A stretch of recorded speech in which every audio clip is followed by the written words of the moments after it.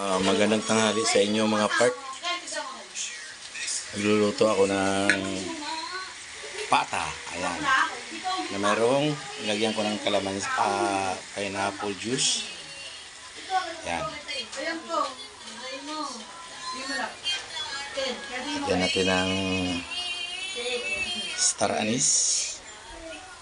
Ito yung mga sangkap na ko. Mayroong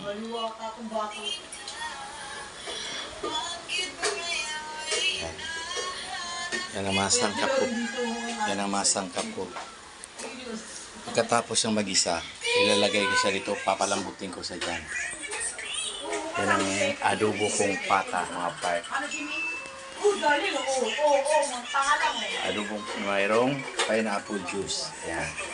Yung masangkap.